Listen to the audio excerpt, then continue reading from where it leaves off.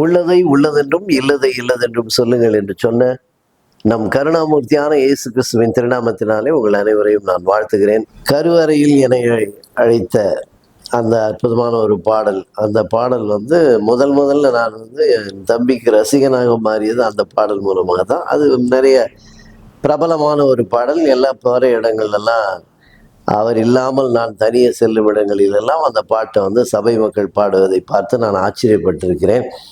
தூயவரே என்கின்ற அந்த பாடலும் மிக அருமையான ஒரு துதி பாடல். அதனால் பாடல் வரிகள், அதனுடைய அந்த கம்போசிங், அதனுடைய இசை ராகம் மெட்டு என்று பார்க்கும்போது அதில் ஒரு சின்ன ஒரு சோகம் இழையோடும். அதுதான் அதில் வெற்றி. அவருடைய பாடல்களுடைய ஈர்ப்புக்கு காரணம் அதில் ஒரு சின்ன ஒரு சோகம் அதில் இருக்கும். அந்த வகையான பாடல்களிலே இதுவும் ஒரு அற்புதமான ஒரு பாடல்.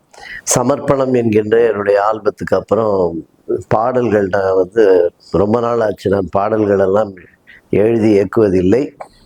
ஆனால் அன்பு தம்பியின் அன்பு கட்டளைக்காக நான் இந்த பாடலை மீண்டுமாக எடுத்திருக்கேன். அநேக பாடல்கள் அவர் பண்ணியிருக்காரு. அதில் ஒரு கிறிஸ்மஸ் பாடல் கூட நான் எடுத்து கொடுத்துருக்கேன். அது கடந்த வருடம் வந்தது. அதே போல் இந்த வருடம் இந்த பாடல் நிச்சயமாக இது எல்லாரையும் கவர்ந்து இழுக்கும் என்று நான் நம்புகிறேன். ஆனால் இது ஒரு தனி அனுபவம். அருமையான இடங்கள், லொக்கேஷன்ஸு, அவ்வளோ அழகான அருமையான லொக்கேஷன்ஸு. பாடல் வரிகளும் ஒரு தனித்துவமாக இருந்ததுனாலையும் அந்த பாடலுடைய ராகம், இசை, அதில் ஒரு ஈர்ப்பு இருந்தது எனக்கு. நிச்சயமாக அது சொல்ல வேண்டும்.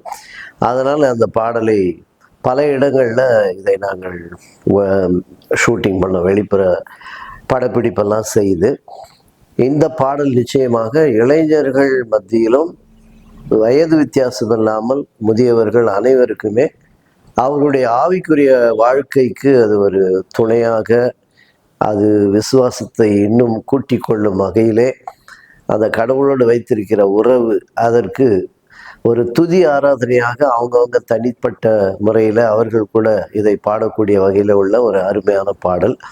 ஆகையால் இந்த பாடலை நீங்களும் கண்டு ரசிப்பீர்கள், விரும்புவீர்கள். அதை நீங்கள் உங்கள் வாழ்க்கையில் அபியாசப்படுத்தி பாடுவீர்கள் என்று நான் நம்புகிறேன்.